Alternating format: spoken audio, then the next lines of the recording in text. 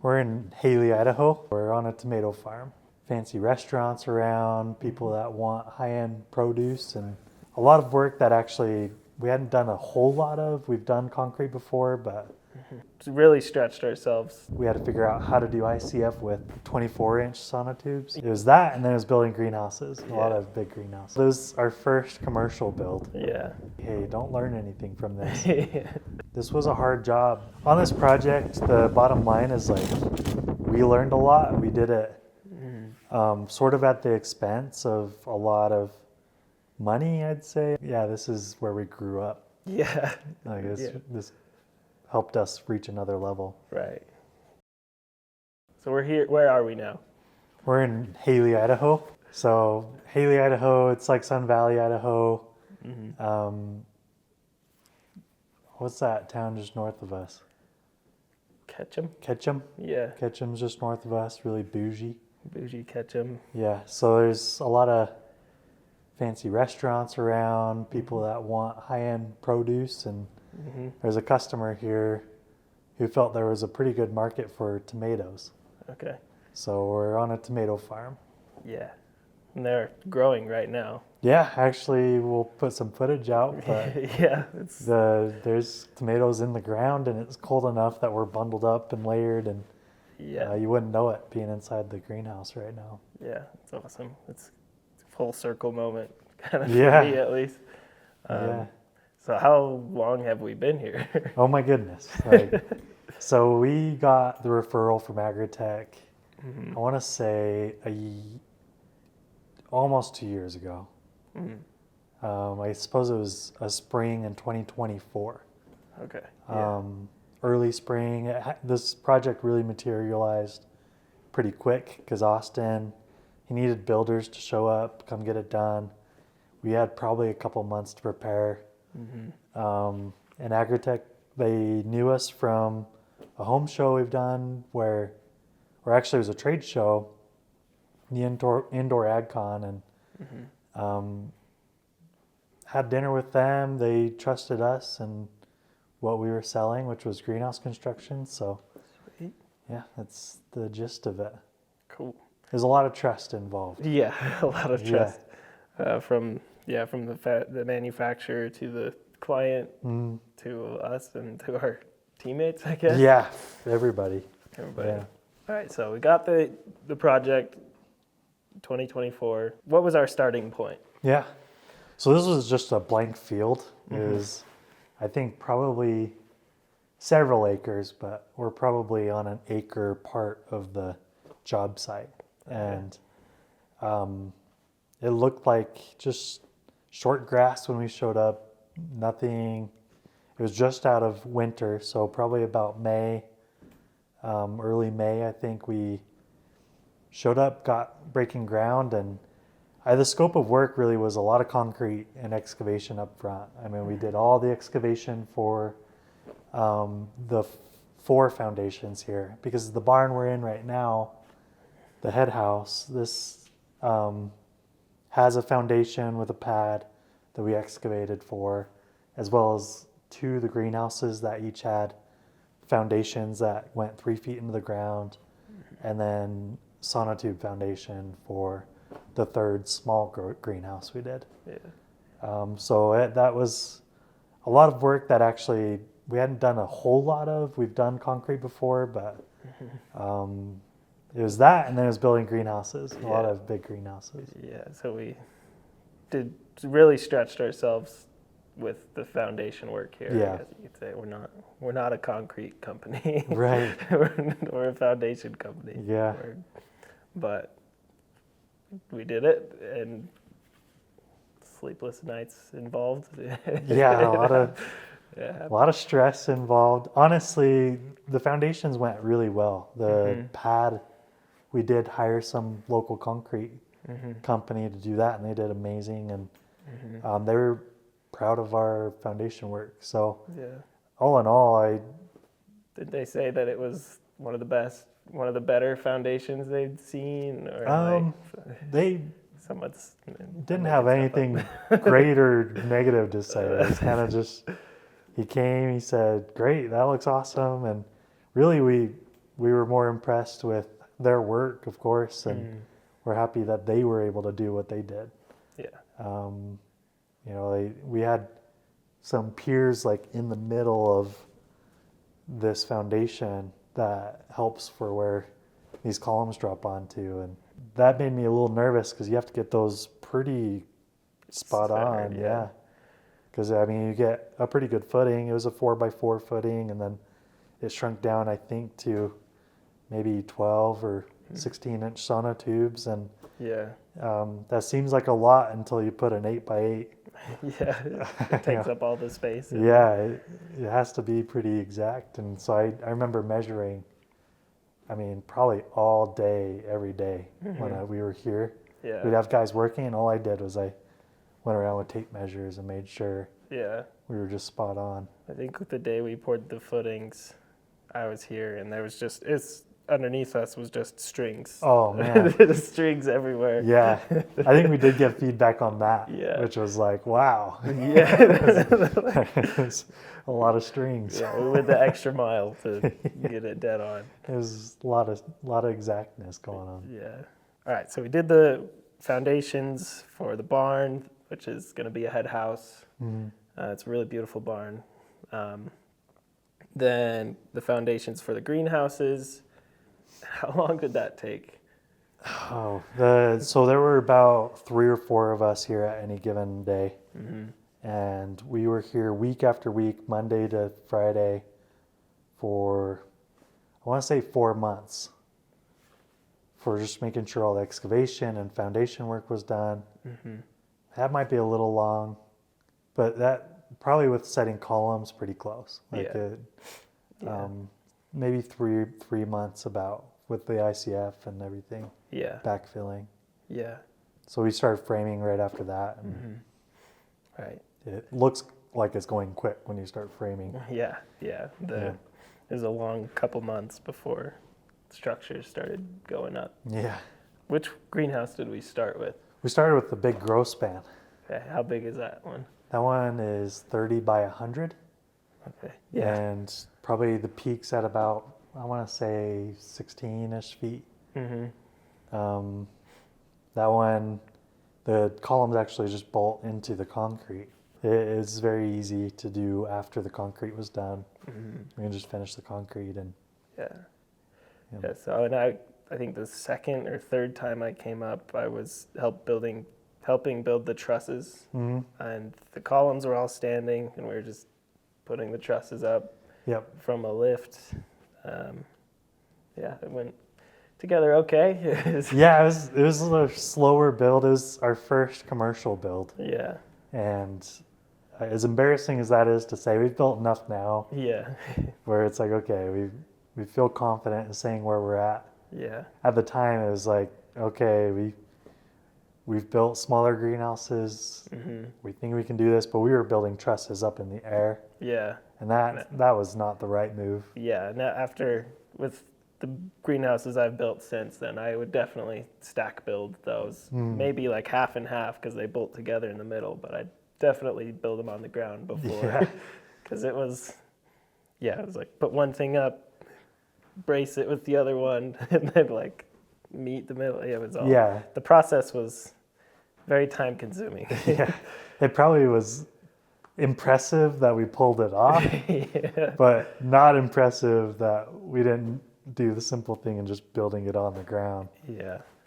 So while that was happening, I remember the Agritech foundation was being like formed. So that one, strangely enough, the entire grow span is totally encased in ICF. Yeah. And then the engineers on the Agritech, they said, no, we want you to do the sonotubes. We don't have enough time to re-engineer for ICF. Fair enough, but Austin ordered ICF. We had to figure out how to do ICF with, 24-inch sonotubes. Yeah. Those are, big. 24 seems short, but Yeah. It's 2 that's feet. a Yeah. big guy with basically ICF that's about this wide going between each sonotube and sealing it up. Yeah. So it's not even about foundation at that point. It's about insulation. And man, that was a weird. We had to keep telling everybody, hey, don't learn anything from this, Yeah. other than to go back to engineering, Yeah. just get it done. They were also set in the concrete. The columns were. Yeah.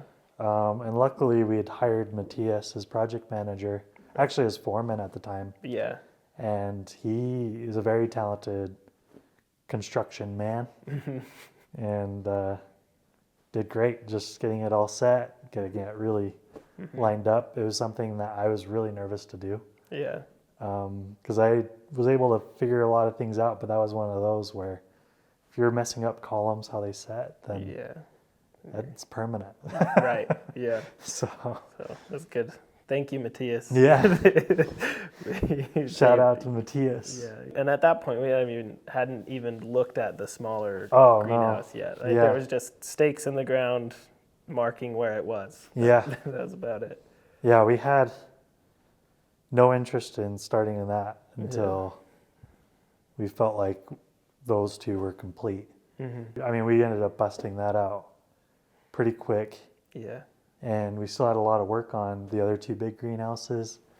And really weird kit to build, because the frame went up, I mean, Really fast. a couple days, Yeah. like, super quick. We had a small team come up here and build the frame. The glazing took us another week of polycarbonate. It was a weird way that it was done, to be honest. Like, Yeah. which, you know, it's engineered the way it is so that it saves money, and that's the whole point, is to have a greenhouse that performs well while having the cheapest cost, and it definitely does that, but the build on it feels weird. Yeah. We're up here today even Yeah. it kind was- of repairing a little bit Yeah. on how the build on the polycarbonate goes, Yeah. which isn't typical. It's usually supposed to be the easiest. Right. On this project, the bottom line is like, we learned a lot. We did it sort of at the expense of a lot of money, I'd say. I mean, this was a hard job, but Austin's been a very gracious customer of ours, and understands, hey, we're like, we trust each other to get this job done well, and Yeah. so there's things that we come back and we fix, and that's part of the process. Yeah. And you know, part of what allows us to do that really is being like a greenhouse specialty company, because no one learns more about these greenhouses faster than Monarch does. Yeah. You know, every time we build a greenhouse, we learn something new, and there's ways that we can keep serving the customers we had in the past, rather than just run away and, Right. you know, feel like the job's complete. It Yeah. feels like this job will never be complete, Yeah. because it's going to be 2 years of trying to get everything ironed out. But it's that small greenhouse though. It's another one of those learning lessons where you go, okay, like it's important to set clear expectations with customers and make sure Yeah. they understand what they bought. Right. We understand what they bought. Yeah. We can, before we build it, say, hey, this is kind of the expectation for this quality. Yeah. Because now it's like, okay, what's so different about that in a big, really well-framed greenhouse? A lot, but you wouldn't know it unless you... Had hands on Yeah. it, built it, and have even worked in it for a couple seasons. Right. Because it's been. Okay, so we started this June 2024. Yeah, about... Today it's November 2025. So it took 3 to 4 months to do the foundations and to start framing. We didn't start glazing till spring 2025. I remember when we came back the first time. We were digging polycarbonate out of the snow. Oh yeah, it was up to our knees. Yeah. Yep. So how did glazing these greenhouses go? Yeah, so the bigger greenhouses went pretty well. team we have is awesome. The biggest problem we probably had this year glazing the big ones was mostly the sun just baked film onto the polycarbonate, which it turns out if you leave it out in the sun, it doesn't come out on one sheet. And so when you go to put the polycarbonate on, you can pull off a lot of it, but you have to power wash a lot of that extra film off. Yeah. Luckily, it didn't happen so much on the roofs, but a lot of these sidewalls really struggled, especially With the big. the growth span, Yeah. the big growth span. So Yeah. there's still film that we're going to be power washing this week. And Yeah. it's not that it hurts the integrity of the greenhouse, but it definitely doesn't look good. Yeah. Yeah. I have pictures of it with just blue splotches around places. It just didn't help that the plastic was also blue, because then it's really noticeable. Right. Yeah.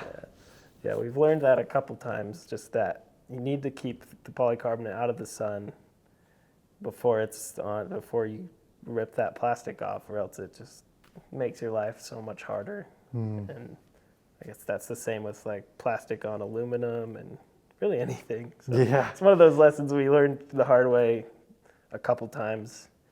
But we're able to get processes to not have that happen again. Yeah, we're fixing a lot of the pre-construction and also even repairing what we've done. We know how to fix things quick. Yeah. Because a lot of these mistakes we made hung us up for a long time. And it's not even that we spent a lot of time fixing as much as a lot of the guys that have been on this project have spent a lot of time trying to figure out what's the next step. Yeah. The amount of time we've walked around and been like, man, what do we do to fix this? Right. Probably was the biggest growing thing for Monarch, because I think we do have a lot of great problem solvers now. But yeah, it was tough. Yeah. Yeah. And this project kind of ended up being like a learning or a proving ground for a lot of employees, right? Like just like this was you get hired on, you get sent to Hailey, and you really learn what a greenhouse is. Yeah. So this definitely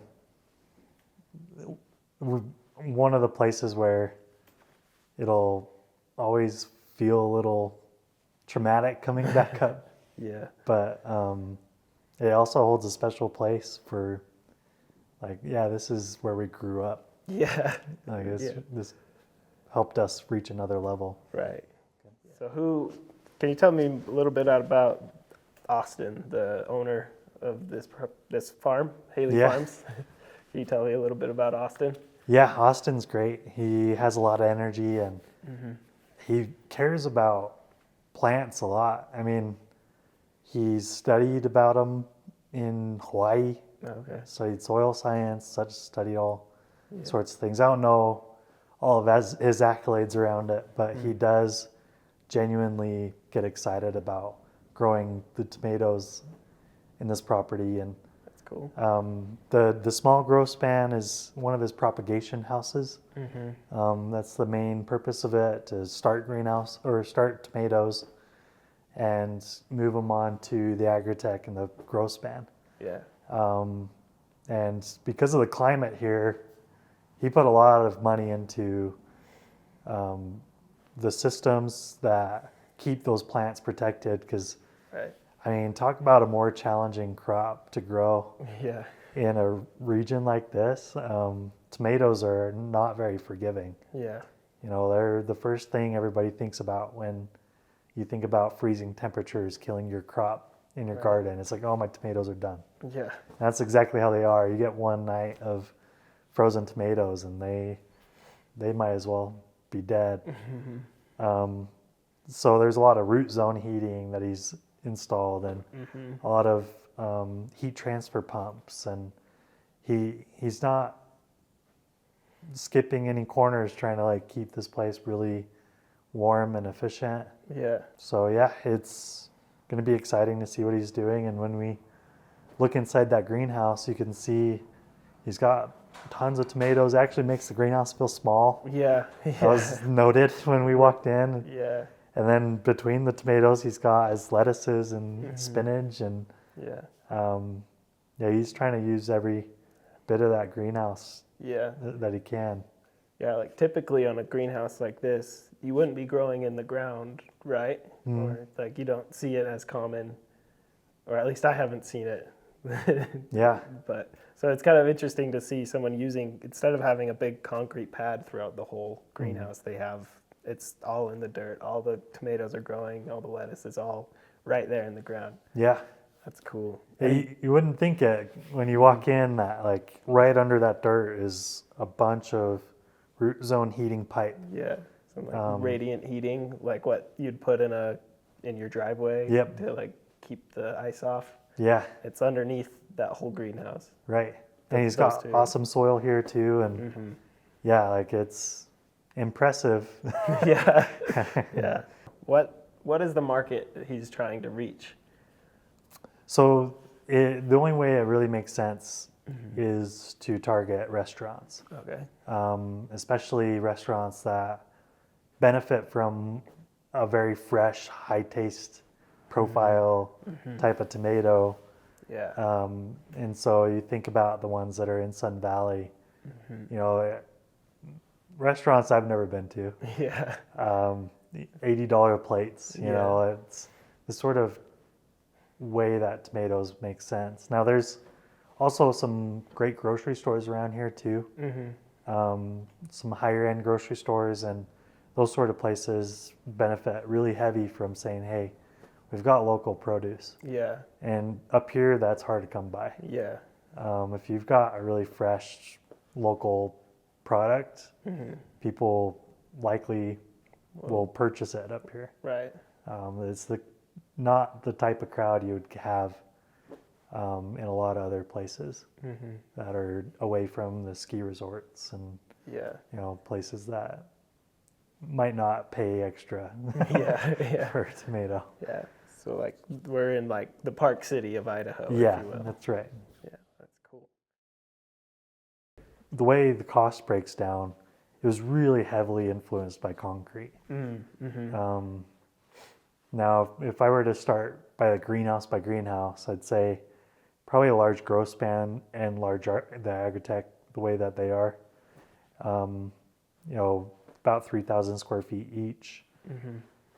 Probably close to $120,000 kits. So the big growth span and the big Agritech are $120,000. Yeah, each, probably around there. roughly. And then in addition, that small greenhouse, maybe 40,000. Now those are really rough. Yeah. That could be Yeah. give or take 100. Yeah.